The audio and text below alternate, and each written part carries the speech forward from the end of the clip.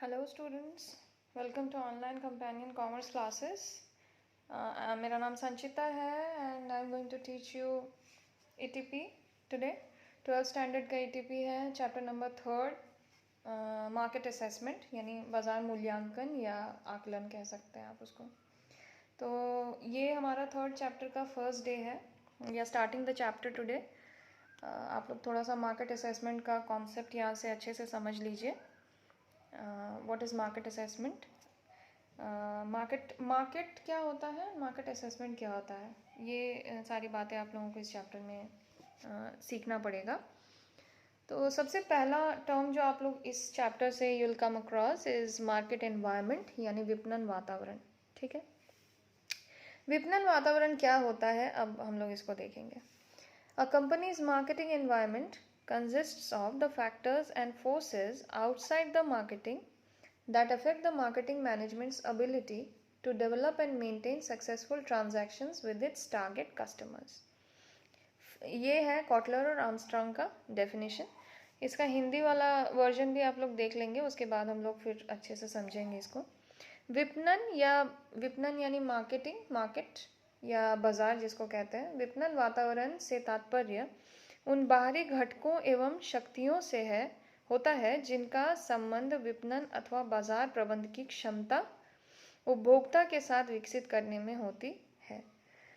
तो यहाँ आपको इसका कॉन्सेप्ट समझना है कि मार्केट एनवायरनमेंट किसको कहते हैं, यानी विपणन वातावरण किसको कहते हैं। वो एनवायरनमेंट जिसमें मार्केट या मार्केटिंग होता है, ये आप लोग समझिए।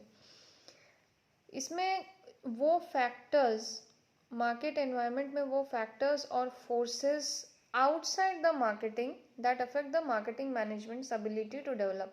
तो मार्केटिंग करने का मेन मोटिव क्या होता है, कस्टमर्स के साथ रैपो डेवलप करना, यानी कस्टमर्स के साथ एक अच्छा कनेक्शन डेवलप करना ताकि आप अपना मार्केट और कस्टमर, टारगेट कस्टमर्स को बढ़ा सकें या अपने मार्केट में अपना टारगेट, अपने प्रोडक्ट के लिए जो टारगेट कस्टमर्स हैं उनको इंक्रीज कर सकें और अपने प्रोडक्ट का आप मार्केटिंग कर सकें। ठीक है, मार्केट बढ़ा सकें। तो वो सारे फैक्टर्स और फोर्सेस यानी सारे घटक और शक्तियाँ जो मार्केट से बाहर से इफेक्ट करती हैं मार्केट को।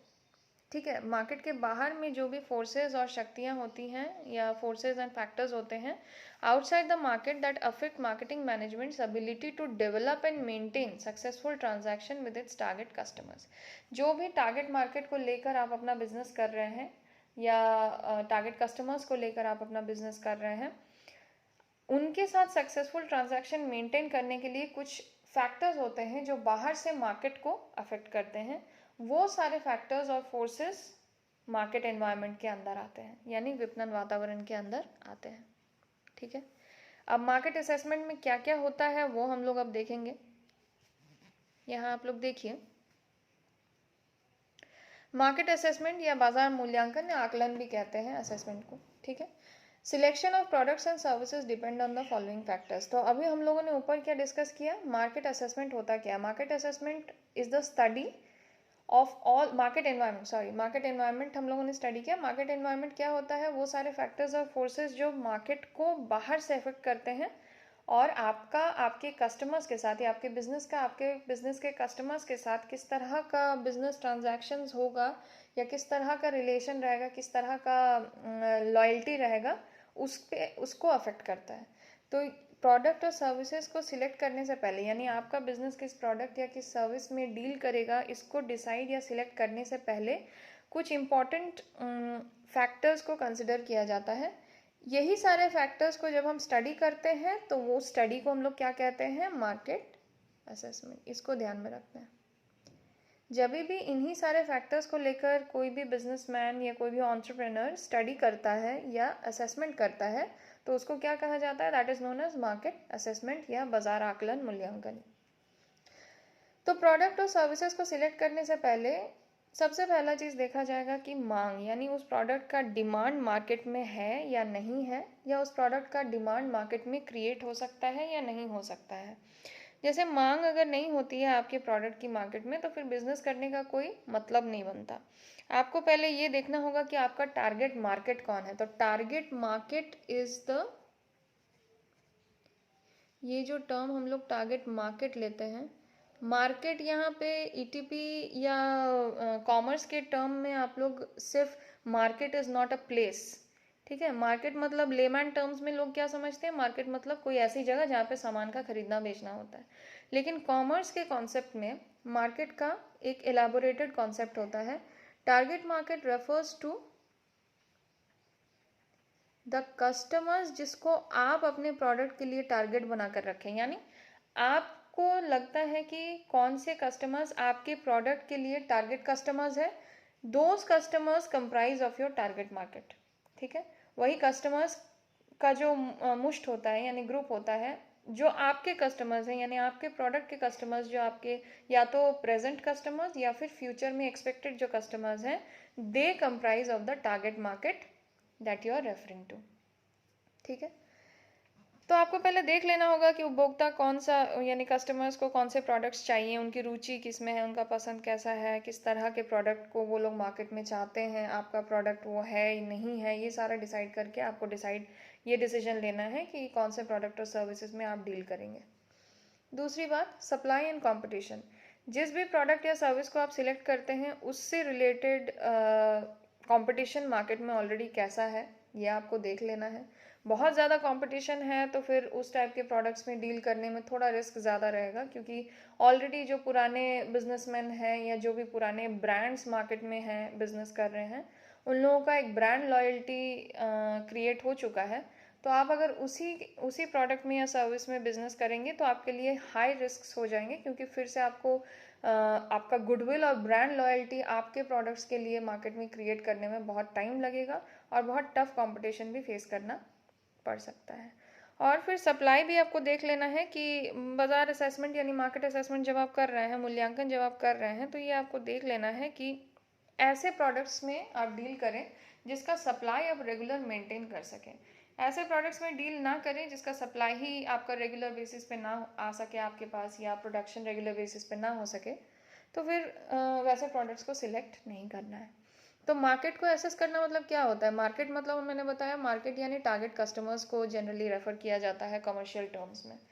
तो जो मार्केट को आप असेस कर रहे हैं यानी स्टडी कर रहे हैं, क्यों स्टडी कर रहे हैं? ताकि आप अपने बिजनेस को जब लॉन्च करने वाले हैं मार्केट में, या फिर अपने प्रोडक्ट्स को लॉन्च करने वाले हैं, तो उस समय का आपको ये सोचना पड़ेगा कि कौन से प्रोडक्ट और सर्विसेज में डील करने से आपके लिए फ़ायदा रहेगा आगे चलकर। Third is cost and price of the product. उत्पाद की लागत एवं कीमत। जो भी उत्पाद में आप डीलिंग कर रहे हैं उसमें कितना खर्चा आपका लग रहा है। उत्पाद की पहचान में उसकी लागत का काफ़ी इंपॉर्टेंस होता है, यानी कॉस्ट का काफ़ी इंपॉर्टेंस होता है। तो लागत के आधार पर ही बिक्री का मूल्य फिर आप निर्धारित करेंगे, यानी सेल प्राइस, कॉस्ट प्राइस पे ही सेल प्राइस आप निर्धारित करेंगे, ठीक है। जो भी आपका कॉस्ट पड़ा है उस प्रोडक्ट को बनाने में या मैन्युफैक्चर करवाने में, उसी पे फिर आप सेल प्राइस या मार्केट प्राइस रखेंगे, उस प्रोडक्ट का एमआरपी रखेंगे। तो ये भी MRP is a very important factor which decides the product cell.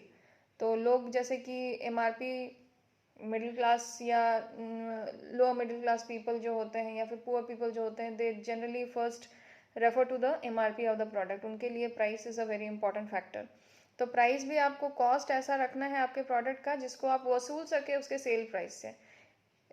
उस हिसाब से फिर प्रोडक्ट का कॉस्ट आपको लगाना है। ये नहीं कि कॉस्ट आपका ज़्यादा पड़ गया और सेल प्राइस आप उतना रख नहीं सकते, then there is no point in doing business for that product. 4 नंबर है प्रोजेक्ट इनोवेशन एंड चेंज। परियोजना का नवीनीकरण या प्रवर्तन या तथा परिवर्तन, ठीक है। प्रवर्तन तथा प्रवर्तन इज इनोवेशन, परिवर्तन इज चेंज। तो यहाँ पे कहा जा रहा है कि जैसे कि मैंने पहले ही आप लोगों को इंट्रोडक्टरी चैप्टर्स में कह दिया था कि entrepreneur is a person who always looks out for innovations and new ideas, bringing in or introducing new ideas into the business।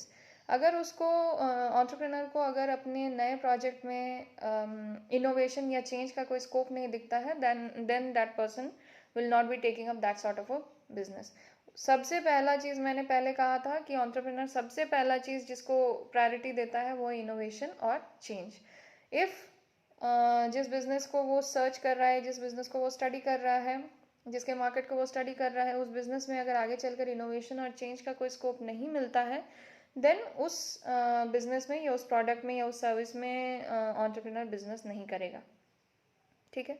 तो इनोवेशन एंड चेंज का भी स्कोप होना चाहिए। तो ये चार जो मेन, ये सबसे मेन फैक्टर्स होते हैं deciding whether the product is going to do good in the market or not। तो अगर कोई ऐसा प्रोडक्ट को लेकर आप स्टडी कर रहे हैं जिसका मार्केट असेसमेंट में मार्केट उसका अच्छा नहीं दिख रहा है, तो फिर उस टाइप के प्रोडक्ट्स में बिजनेस करने का कोई फ़ायदा नहीं है। तो लास्टली मार्केट असेसमेंट का एक छोटा सा डेफिनेशन या मीनिंग आप देख लीजिए। The study and analysis of the above factors, above factors यानी the factors affecting the market of a product or service। The study and analysis of the above factors before selection of products and services is known as market assessment। तो ये सारे factors को whenever we are studying, ये सारे factors को जब आप study कर रहे हैं, क्यों study कर रहे हैं? Before the selection of product and service, product और service को select करने से पहले आप देख ले रहे हैं कि उसका demand, supply, competition, cost और innovation का scope, ये चार चीज़ उसमें अगर हैं, कैसे हैं, नहीं है, क्या उसका status है, यही देखते हुए अपने प्रोडक्ट और सर्विसेज को आप सिलेक्ट करते हैं। तो ये जो स्टडी करने वाला प्रोसेस है, the studying of the market before selecting a product और services known as market assessment. तो आई होप आप लोगों को concept of market assessment clear हो गया है और विपणन वातावरण यानी मार्केट एनवायरनमेंट भी क्लियर हो गया है। नोट्स मैं डिस्क्रिप्शन बॉक्स में डाल दूंगी, you can refer to those notes. और आप लोग फिर से रिवाइंड करके, अगर नहीं समझ में आ रहा है तो फिर से रिवाइंड करके लेक्चर को वापस से सुन लीजिए। Will again meet for the next class. Market assessment को थोड़ा और आगे हम लोग बढ़ाएंगे। Hope you have understood the concept of today's topic. Thank you for attending the class. Have a nice day all of you. Take care.